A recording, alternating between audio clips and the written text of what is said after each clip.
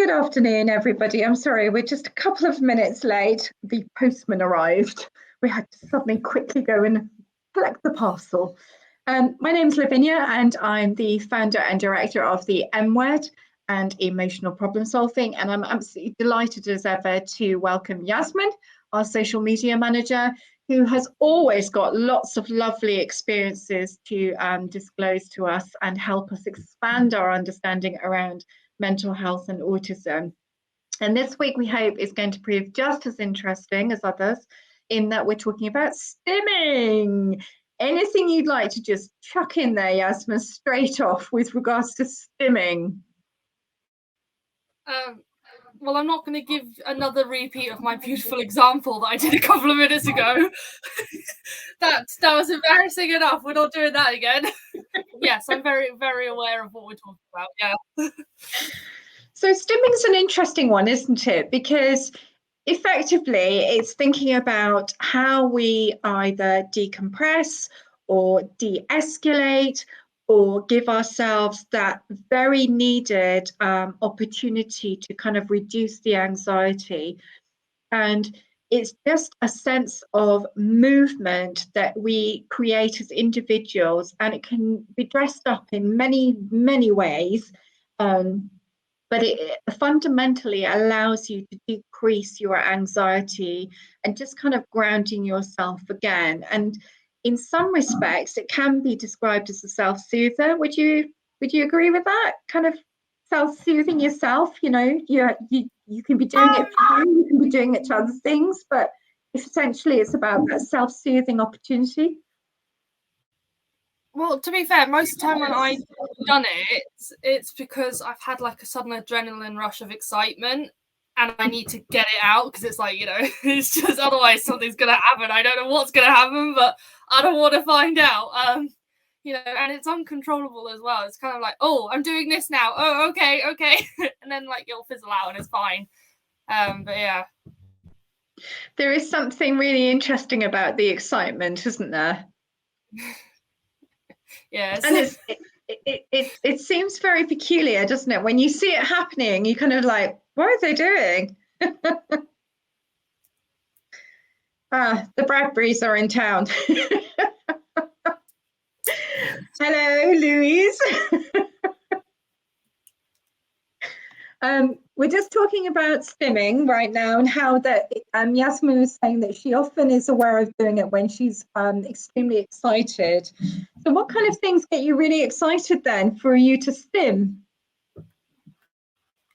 Monza 2021, Daniel Ricciardo, P1. That got me super excited, to the point the dogs were like, oh, that's exciting. What are we doing? It's like, no, Livy, go away. I need to get it out. And then it got worse when it was like Lando Norris was coming P2, and I was like, oh, okay. And then I was like, oh, I don't know why that just happened. That was weird. And then we had the last race of the season where, Martin Brundle, it's going Dutch in 2022. I lost my voice. I got so excited. It's so bad. It's embarrassing. So something then that's real excitement, but also real pleasure, that you're really happy that it's happening. Yeah. The thing is, I wouldn't say it's always like F1 stuff. Like I do have other things that I'm interested in. Like, when I was younger, like for my 10th birthday, when we went to Paris, because I was really into that at the time, I remember like being really excited about that. It's when I get overexcited and I need to be able to expel it in some way, and it just sort of happens. So yeah. I think that phrase expel is quite an interesting one, because it's that overexcitement, it's that over infusion of emotions, isn't it? And you don't quite know what to do with it. So there's something that's very much needed about that expelling, isn't there? The best way I could explain it is it's like somebody's taken a bottle of cola and just shook it up until it has to go somewhere. Yeah. And I suppose when we're thinking about a lot of parents who come into the M Word would explain, my child comes home from school and it is very much like the Coke bottle effect, where, you know, they've been literally masking throughout the day. They are so compressed that they just, you know, come home.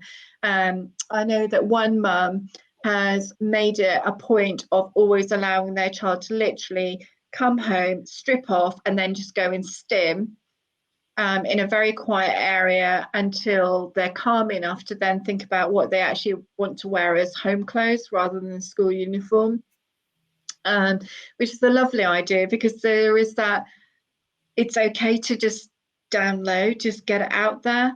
But a lot of people, I think, really don't understand the power of not being able to do stimming when you need to do it, and then where does it go if you are not expected or not encouraged or not allowed, feeling very constrained. And particularly when you're thinking about 6 hours being constrained, not able to kind of just not even have it acknowledged because, you know, it looks a bit weird.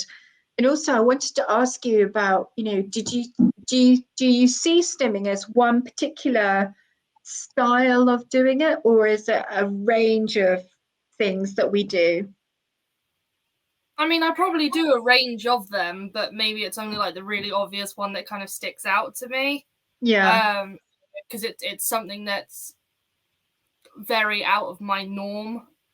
And the thing is, I don't decide, oh, I'm going to start jumping around the living room because I'm so excited. I don't decide to do it. It kind of just happens, you know. And then I'm like, oh, and then when it's over, I'm like, why did I just do that? There's no logical explanation of why I've just done that. And then I have to go and sit on the sofa and kind of collect myself going, okay, I feel like I've just had a workout because I've just been jumping off the walls for like 5 minutes for no apparent reason, you know? And I'm thankful that every time it's happened, you've either not been here or you're like, that's not my thing, so you've not been in the room to see it, you know? So, yeah. So, I was doing my piece of homework and exploring all of this earlier, but thinking about when might you see a person stimming, but also in order to answer that question, you might need to think about, you know, what is it I'm seeing of behavior? And of course, we learn lots about behavior, but we might not associate it with stimming. And I think that's the bit that I really want to get across today is people do stimming a lot more than we perceive. So, you know, we have the classic association with autism where you are either flapping or you are sort of doing things in a sort of circular fashion with hands. But one of the things that I notice about John, the business manager, is that he will jog his leg up and down all the time. It's that constant all the time. And actually, if you were to be scouring at sort of like table level down to the floor, you'd probably in an office see quite a few people doing that. And yet, because we see it as very normal, it does happen a lot. We just assume that this is nothing more than somebody bouncing up and down with their knee, when in actual fact, that is a form of stimming. Yeah. And if John is watching this, he's going to go, oh. But we do it more than we kind of realize or appreciate. I mean, I occasionally do it a lot, but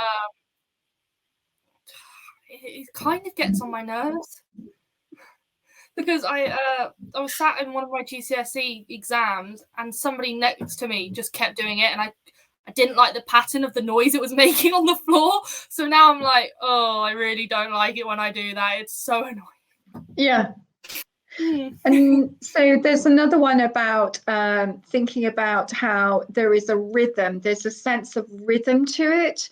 I don't know that I do my stimming as a sense of rhythm, but what I do know is that some people might do it as a sense of rhythm. Oh, bless. Sophie's identifying. She's always been told to stop shaking my leg or my knee. Yeah, it's hard to control it because you kind of just. So she can't help it, even though she knows it's annoying. Oh, bless her. It's only annoying when it's like a really like grating noise, you know, when it's like something that does not scratch my brain in a satisfying way. Yeah.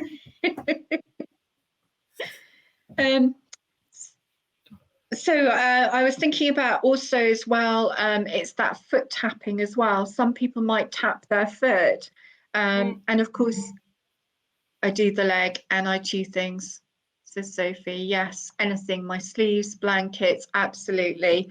There's a lot of young people who do a lot of sucking or chewing just to have that stimming effect.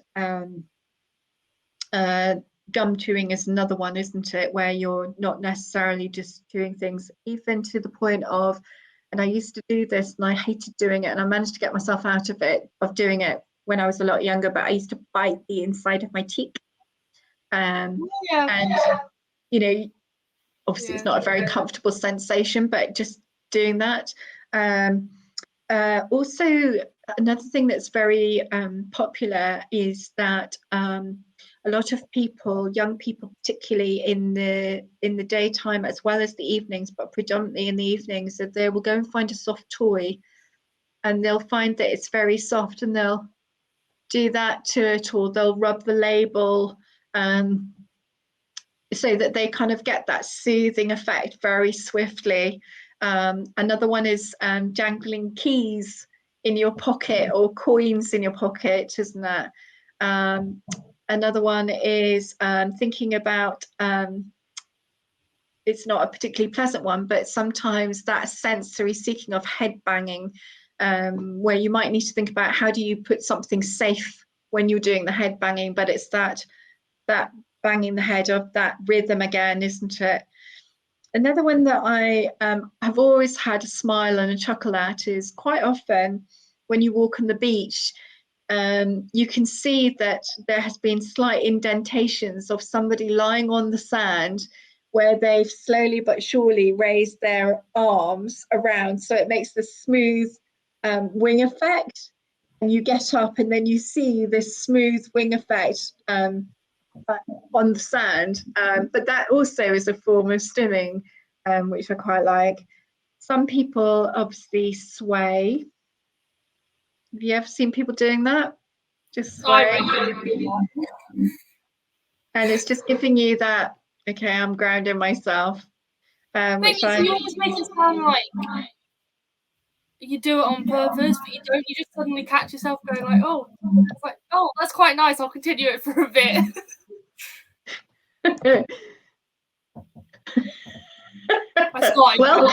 Welcome.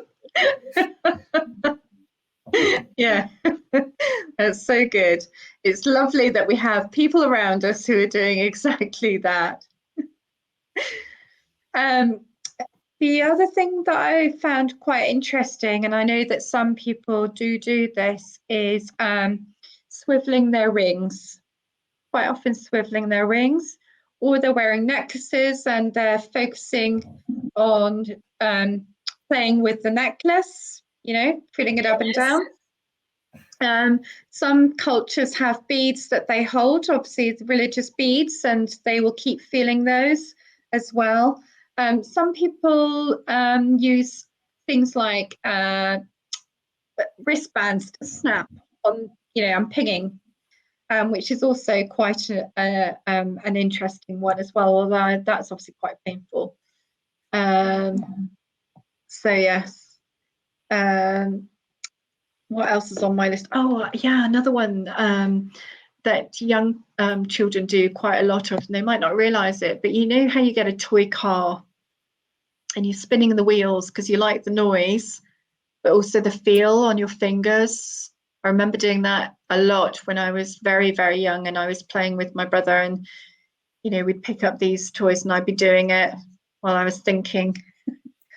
Another one that I saw from another individual, which I found quite interesting, was tracing the lines or cracks in a table or on a floor, kind of just thinking about that.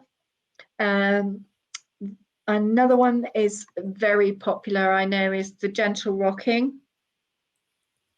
You know, when you're rocking. Although some people obviously take it a bit extreme because they might be jumping like you do when you get overly excited, or swinging.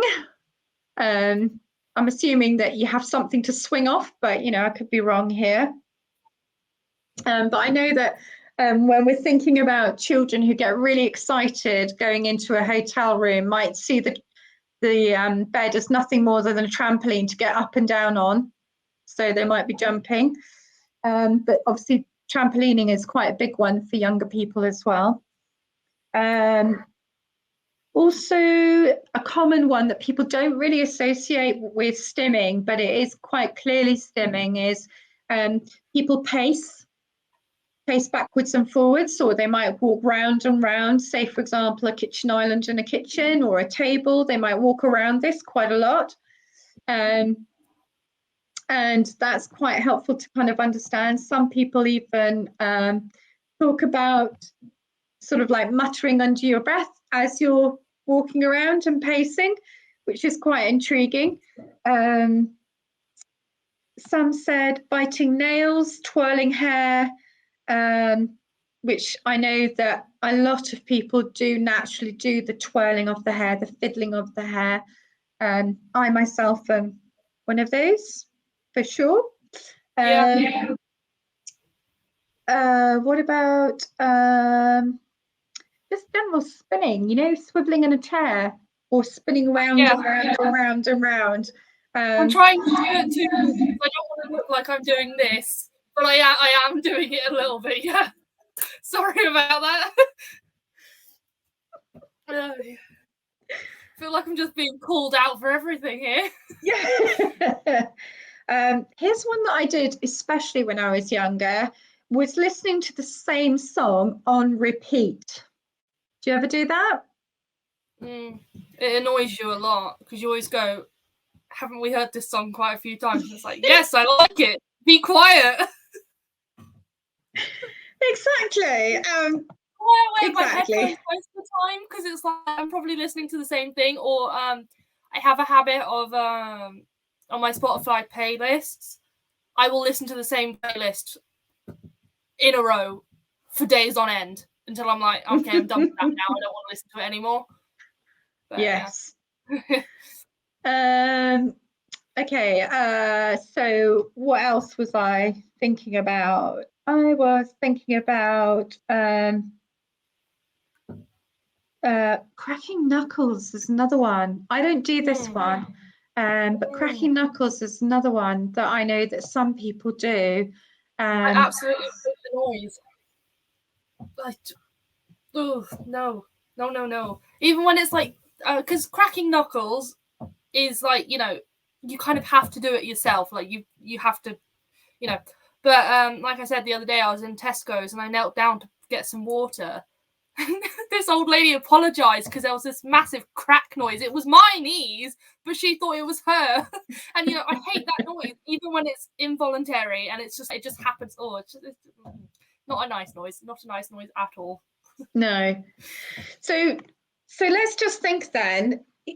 How many do you think, being on the autistic spectrum, how many do you think we do kind of like day to day?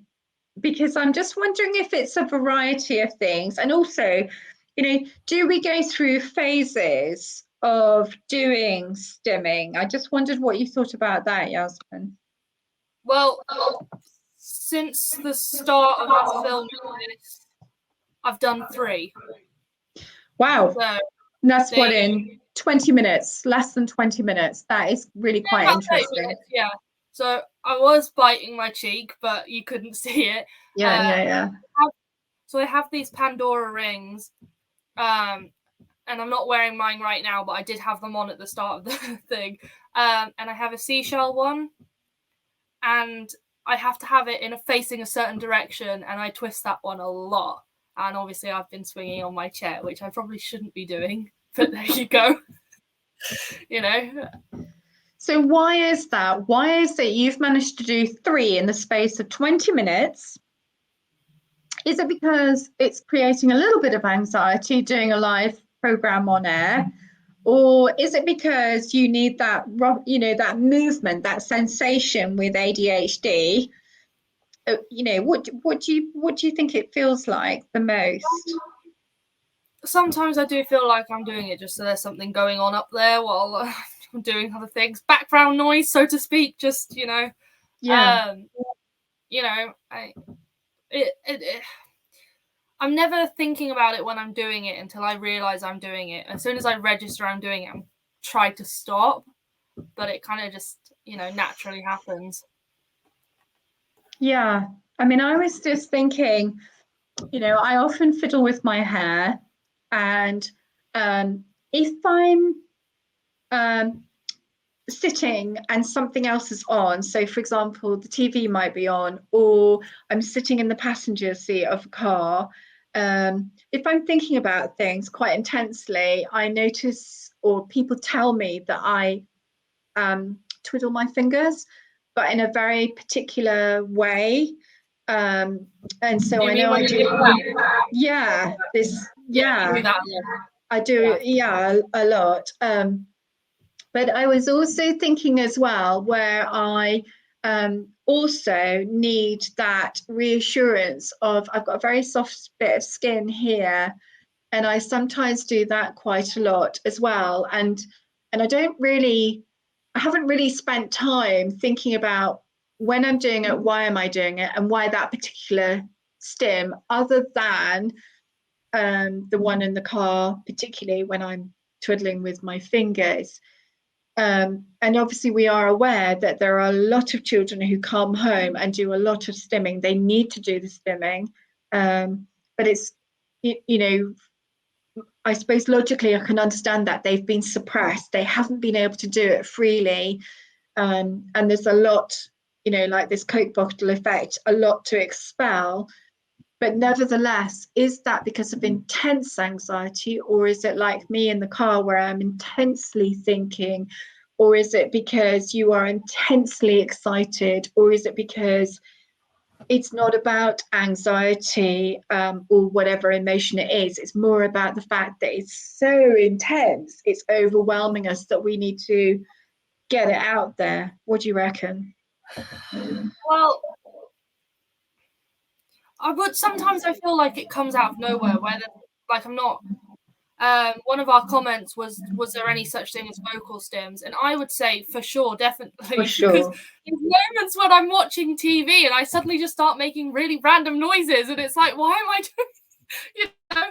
It's always like, oh, okay, yeah, it just kind of happens, and it's like, oh, okay.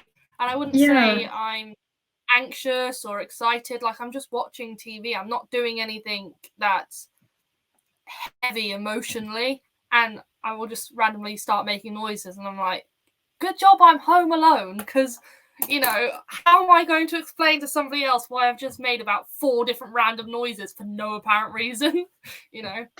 So do you think there has to be kind of like sort of like a framework, if you could call it that, about what, how do we know the difference between vocal stimming and, say, for example, somebody just talking out loud? Or how do we know the difference between vocal stimming and somebody making noises that are very familiar with autistic people, where they might do a lot of, but it's not consistent. Does it have to be consistent to be regarded as stimming? Does it have to be rhythmic to be regarded as stimming? Or can it be, a one-off, or, does it have to be entirely physical? Do you see what I'm getting at? As this framework, how do we know it's definitely stimming and not something else? That's what I'm trying to get at. The best way I would describe it is it's like watching a TV broadcast. Sometimes there can be a slight flickering of of frames where the data hasn't come onto the screen correctly and it seems really random, and sometimes it can be once and you think, oh, maybe that was just my eyes playing tricks on me, and other times it can be for like 4 minutes you can't see the full picture of the show you're watching or whatever, so right. I would say it's regulated. There is no oh, let me time you to see if that was this or whether it was just, you know, random. You know, I think the thing is, it comes at very seemingly obscure moments, seemingly uncontrollable. And I think, as far as I'm concerned, that is what would capture it, because it's not like I've planned to do it, and it's also not borderline like tics or something. It's not like a Tourette tic. It's kind of like in the middle of those. Okay, so I was just thinking to myself, when I get excited about something, I will often go, ooh, like this. And to me, that seems really pathetically immature, but I seriously cannot stop myself. It's like, oh, I'm so excited. And there is that need to kind of expel it. But equally, when I'm really, really anxious and I'm kind of just, I've got to do something, I'm acutely aware that my hands do a lot of talking alongside me doing the verbal talking. And that's incredibly frustrating, because I think, you know, everybody must be seeing this. They can quite clearly see I'm anxious. And yet, clearly it's not obvious, because people will say, oh, I've had no idea you were anxious, you know. The other thing I also find is that when I get really anxious, my voice increases in volume, as does the pace. So I get more and more animated, and at some point I'm aware that my volume is increasing, and so therefore I kind of go, oh, hang on a minute, this is getting away from me, and I can't hang on to this. I've got to somehow ground myself. So from that perspective, I feel that that's almost like a stim, because it feels uncontrollable, but also controllable. But it is a good indicator of anxiety. It's a very muddling. Do you know what? I've decided, out of all of these programs we've done, stimming is not actually an easy one to quantify, put in a box and go, yeah, that's stimming, obviously. Yeah, go on. No, I was just going to say, it's just a case of, you know, it isn't always related to anxiety. That much I'm very, very sure about. But equally, if you're not able to stim, you feel very stuck, very compressed, and then it just gets, well, it just snowballs, doesn't it? You have to kind of let it out at some point. Yeah.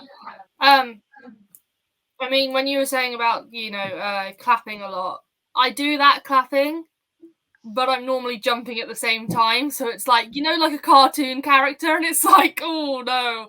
Or I do the flappy hands, and I feel like I look like a bird or something. I'm just sat there going, could you not? So sometimes when I'm really anxious, I talk with my hands a lot. So I used to start sitting on my hands so I couldn't move them, because I realized I was doing too much of this, and I don't mean to. It's just, you know, it just kind of happens. But the thing is, I would also say as well, my maybe like top 5 reactions, I shout at the TV a lot. Oh, yeah, you do. Yeah, but the thing is, I don't knowingly do it. It's almost like I'm talking aloud, but I don't process my thought when I do it. It just comes out, and then you come into the sitting room going, are you aware you're shouting at the TV? And I'm like, was I? Oh, okay. And it got to the point where you were like, I'm going to record you next time, so then you can hear what you're doing. And I was like, okay. And I don't mean to do it, you know, and unfortunately I used to just do it when I was watching like Harry Potter films, but now because I watch F1 practically every weekend during race season, I shout at the TV a lot. So it's that's why I'm normally like, okay, it's an F1 weekend, don't come over, because I'm going to be shouting at the TV going, Mick, why aren't you you know, it's really bad. And I'm like, they can't hear you. What are you doing? Like, will you calm down? And I'm like, but I can't. I have to get it out. You know, Nicholas, oh great, you've just crashed into the wall again. Great, well done. It's like, he's not going to go, oh, that was just called me an idiot because I crashed into a wall. He no, but I have to get it out. I have to say it. Sophie's making the point about her son says a lot when playing or concentrating. So that's quite interesting. And is that a stim? And I would say it is. Yeah. There's something really interesting about the vibrating of the lips, isn't there? That sensory rhythm. But also the concentrating, like I was doing when I was doing my fingers. So I would say, yeah, absolutely, Sophie, for that one. Well, okay, so let me just ask you another question then, because I know that people, or some people know that we are related. Could this be deemed as learned behaviour? I wouldn't say so. I wouldn't say so, because there are some things you do that get on my... Whoa. And I'm not even talking about stimming stuff. I'm talking about, as an autistic person, I hate feet. I don't like feet. I hate your feet, and you don't like wearing socks. That freaks me out. Why would you do that? And then we're sat on the sofa together, and you put your gross gremlin feet on my blanket. Now I have to wash it because your feet have touched my blanket. I can't deal with it. And then I think back to when I was a kid, shoving my foot in your face, and I'm like, I don't want children. And that's a nightmare. That is a living nightmare. I can't. You can't yeet a child across the room because they put their foot near you. I can't. Just, that freaks me out. You sometimes bite your nails, and I can hear your fingernails in between your teeth, and that. So I don't bite, I tap, don't I? Yeah. Yeah. Nasty. Yeah, you hate that. God. That's quite on my nerves. That's quite interesting because yeah, I do tap and I don't. The thing is, it's the noise. It's not so much the action. It's the noise of it, and it's no, And there's certain things that you do that I just, I couldn't do. I couldn't imagine not wearing socks. No. But if we're thinking about stimming, like like I said to you, when I get really excited, I kind of clap. I don't jump up and down like a tigger like you do. You do. I've never done that. I don't ever recall doing that. So from that point, I feel quite safe. I have not taught you how to stim. I've also never seen you clap your hand so hard you've bruised your palms. I've done that before. Okay. Yeah, for days my hands really hurt, and I was like, oh god. And the thing is, I could feel the pain while I was doing it, and I was like, that's really painful, but I couldn't stop doing it. Yeah. So then I finished, and I was like, oh, my hands are like bright red, and then for the next couple of days they were like really sensitive because it was just so painful when I was doing it. If it was a learnt behaviour, I'm sure the level of pain it was causing me kind of would have broken me out of that, but it wasn't. So I would say that's my own thing, not a learnt behaviour. Yeah. Okay.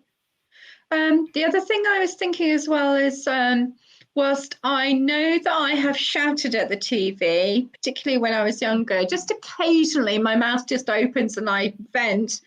But generally, I don't do the running commentary like you do. You do a running commentary of every program. It has to be intensely interesting and brand new that you've never seen it before. Otherwise, you are at the, there's just a running commentary. And I try so hard. No, I know, but I always find that really intriguing because it is having that conversation, isn't it? And just occasionally I really surprise people in the room when I go, oh, for goodness sake, of course that is so and so. And like everybody says, it's not like the TV's going to answer you back, but that is an interesting one.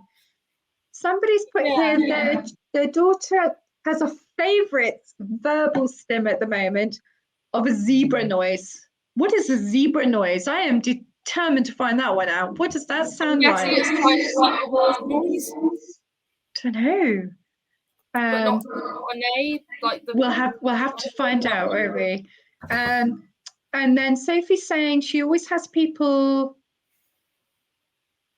Oh, Wow. Okay. So she's saying because Sophie has an Instagram account that people tell her that she has taught her son how to be autistic, but we have different traits and different symptoms.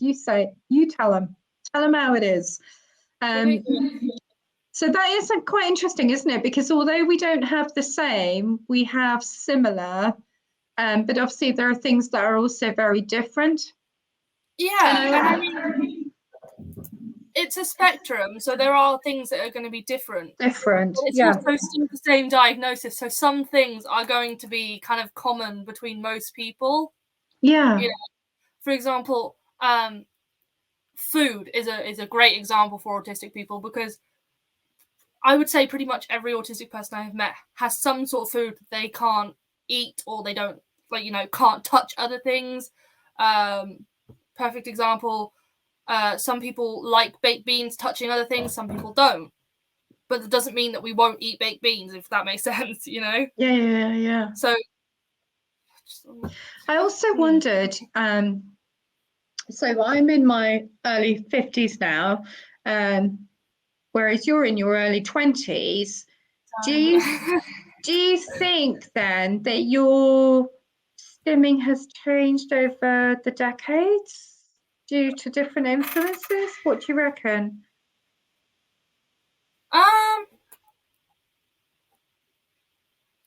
I would say it's probably increased, but maybe that's because I found something that's like doesn't agitate it, but maybe inflames it a bit more. Because previous years I haven't really been into kind of sporty stuff, so I didn't have that kind of adrenaline rush while I was watching things. I wasn't somebody who watched live stuff, but now I do. So the adrenaline kind of like heats up, and then I kind of have to expel something because it's gonna upset me otherwise, you know. But I definitely always did kind of like the fiddling with jewelry, or especially in school, I would fiddle with my blazer buttons a lot. And the best example of that I can think of is my first week in year 7. The button on my blazer fell off. And I'm 100% sure it was because I was fiddling with it too much because of my anxiety. And because of that, it just fell off within a week, and it was like, oh, okay, that's gone. You know. Yeah. So I'm thinking, when I think back to different types of stimming, I know that in my early 20s, I was often very agitated and really quite stressed. And I had to just keep walking. I could walk around the kitchen. I could walk around with the dogs. But that need to just keep walking, was really quite paramount. But I also went through a phase as well of really, it sounds so stupid, but standing in front of a mirror, talking as if I was being interviewed. And I'm not still 100% sure why I did that. But what I do know is that I was no.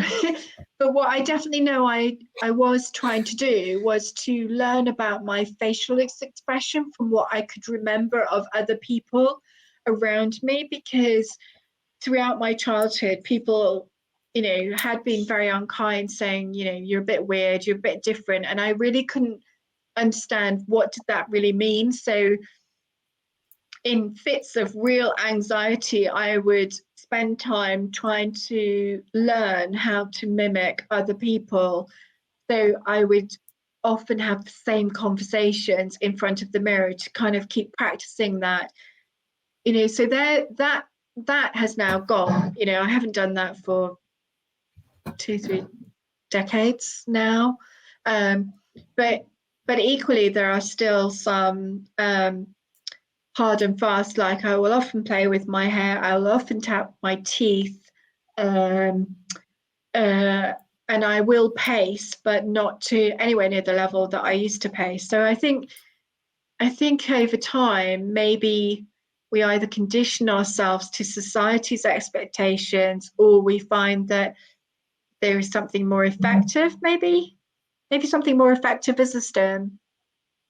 Don't know. Well, it's intriguing, it's isn't like it? practicing in the mirror. I wouldn't say I particularly practice in the mirror, but see, the thing is, I don't know if it's like an every human thing or if it's just like autistic human thing. I don't know. But when I'm like having a shower or something after like an argument, I will continue the argument in my head so I can get all the points out. Because it's like, this argument ended way too early. I have still got an entire, like, you know, presentation of reasons why I'm angry, you know. So I'm still ranting in my head to this person going, I've got to get the rest of this argument out, you know.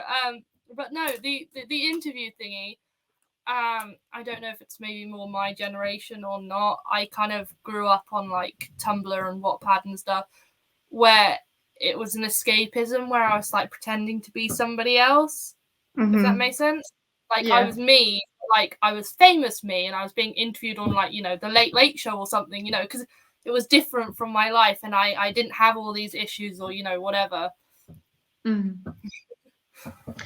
So Kaylee has put, I do this. Now, Kaylee, help me out here. Did you mimic? Or are you talking about Yasmin finishing the argument in your shower? The thing is, I've done it to you quite a few times.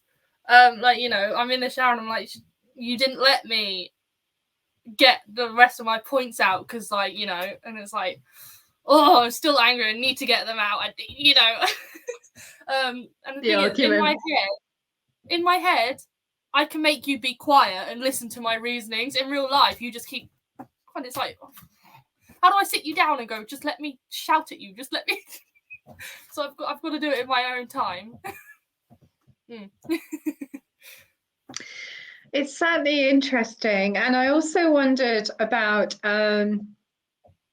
you know, when you are in your sort of like family environment, you kind of just accept the quirky behavior, the odd behavior. But I know that families who are trying to tease out what are they seeing in order to evidence why their children are struggling at school, it is quite difficult, isn't it? When you just have, well, that's them, isn't it? You know, or if you're all doing it in the household, you just assume it's normal. And it's not until you kind of come to somebody like me who goes, no, that's autistic. That's definitely autistic. And then they're like, oh, we just thought everybody does that. And it's like, no, not everybody does that. Stimming is quite an interesting one. And I always have wondered how the name came about of, you know, who identified it as stimming, and was it in a very narrow funnel where it was, you know, this is what stimming looks like, when in actual fact, over time, thankfully, lots of people who are autistic have worked out what kind of stimming they do that supports them in a way that they've been able to kind of just carry on doing. I'm not sure if stimming is the right word, but it makes sense to me, I think. Yeah. And my association with the word is going to seem very, very strange. It makes me think of a strimmer, you know, in the garden. And you know how, like, when you're strimming, it's like really buzzing. Yeah. Like it's vibrating a lot. Yeah. And if you don't hold it still, it's going to go all over the place. It's like that. And that's what I'm like, oh, it kind of makes sense, I guess. If you squinted it really hard, yeah, that makes sense, I guess. Yeah. I suppose that's one way of looking at it. And that would certainly, you know, when you think about strimming, it's very much about thinking about the rocking movement, isn't it? Because you need to rock it, otherwise it becomes you'd lock your elbows. So you kind of need to move your body, and also just by the movement allows it to kind of cut.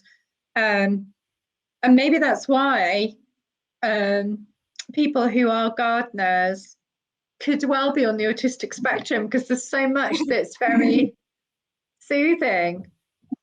Wow, that's quite That's quite an I don't know, eye-opener, that's where isn't my it? association straight away goes to, oh, stimming, strimming. Oh yeah, that kind of makes sense, I guess. Yeah, You know, yeah, who might say, excuse me, could you change the word, please? I don't get it.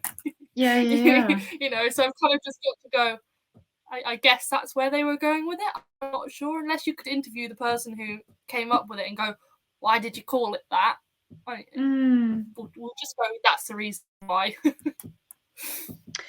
And when you think about certain films as well, they kind of give so like I've just been kind of remembering there is, and I can't remember, it was in one of the Jack Swallow films, where a skeleton is playing with a coin through his fingers. That's got to be stimming as well, hasn't it? Yeah, so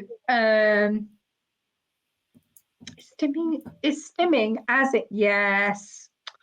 Look at this. Get somebody thinking about there. Here we go. Let me put this up. Yeah, that would make sense, wouldn't it? Stimulating the senses. But that's quite intriguing because, you know, when we're stimulating the senses and we're trying to decompress, how does that work? Because that would be the opposite, wouldn't it? Or am I just being too dense with that one? Yeah. Not biased, but I like my version better. Yeah, stimulating the senses. Okay. Yeah. I don't know, because if you were getting really excited about things, you wouldn't want to stimulate anymore, because, you know, when Yasmin's jumping up and down and kind of getting really excited and flapping her hands and shouting at the TV, do you really want any more senses? Well, it doesn't specify if it's overstimulating or understimulating, so I guess you could give or take, but I think it sounds too, I don't know, official, like lab terms. I prefer my gardening theory better, but there you go.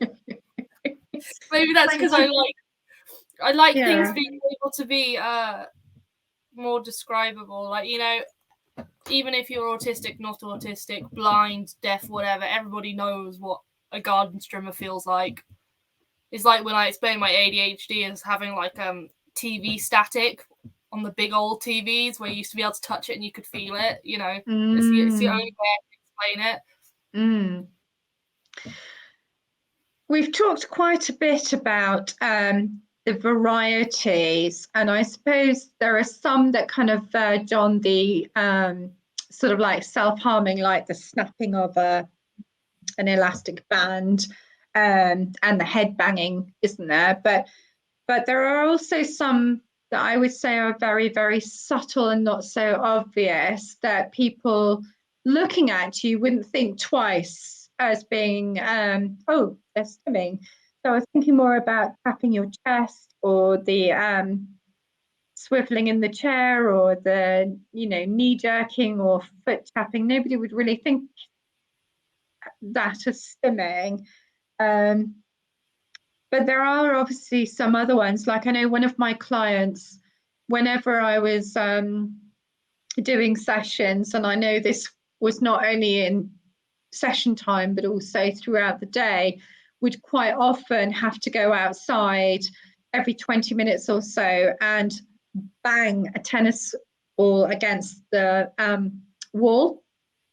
And once they did that for a few times, they were absolutely fine. They could come back in. But I always associated that with more about that pressure cooker blowing, because of the anxiety and kind of just not wanting to get to that level. And so, you know, just by banging the ball a few times, kind of just, right, I've done that, you know. And to me, that was very much about self-soothing, in a very sensory orientated way. But obviously there are other, you know, like Kaylee's saying, there are other more subtle ones, like the rubbing of clothes. You can get away with, again, with that, with kind of getting that feeling, that seeking sensory, but with not so loud, not so obvious. Has anybody ever kind of really thought about doing stimming when they're really, really angry? I just wondered if, because we've talked about being really happy and we've talked about being anxious, but what about when we're really angry? I mean, you talked about how you're giving me a right dressing down in the shower, making all your points, but what are you doing? Because you're washing at the time, so you might be. No, it's normally I'm washing my hair. So what? So what are you doing? Just like, oh, But then I was thinking about it. When I am angry and I'm with somebody, a lot like when I'm anxious, I use my hands a lot when I'm angry. Yeah. It's another reason why when I'm angry, I like people to give me slightly more space, because it's just you're encroaching in my space and I just need it to be able to get it out. But I also find that when I'm angry, I clearly it might not be visible, but shake a lot to the point where it's like muscle lock and I'm in pain. Yeah. Because the worst time I remember is I was really, really angry when I was about 11 or 12 when we were trying to put my trampoline up. And I got so frustrated and my knees were shaking so much. I think for the next 3 days, I had really tense knees because I was struggling to walk because I'd been shaking so much in a body movement that wasn't natural. It physically hurt me, and so when I get angry and I start feeling the building pain, I'm like, okay, I've really got to try and stop it now, because otherwise I'm going to be in unnecessary prolonged pain because I just haven't been able to expel it properly. Katie's put here that her daughter has to hit a wall and bang up the stairs. She's going up the stairs when she's angry. Don't know if it's a stim or just anger. No, I would say it's that frustration, isn't it? But definitely a stim. Just that rhythmic, sensory. Well, yeah, when I'm doing it, when I'm angry and I storm upstairs, it's almost like when I'm stamping on the step, the energy of my anger is kind of exiting my body through my feet. Yeah. It's kind of like lightning striking the earth. It's got to go somewhere so it can go onto the steps, And I think that's perfectly normal. I haven't hit walls, but I used to slam doors a lot until, door issues. Yeah. When I was kind of 13, 14, 15, I would get angry a lot and I didn't really know how to process it. So I would Google how to deal with anger, and I printed out this little sheet and I had it blue tacked above my bed. And I think back to what the advice was now, and I'm thinking, who came up with that? One of them was scream into a pillow, and I was like, great, okay, fine. One of them was rip up cardboard. Yes, because I just have loads of cardboard around my house for when I'm angry, sure.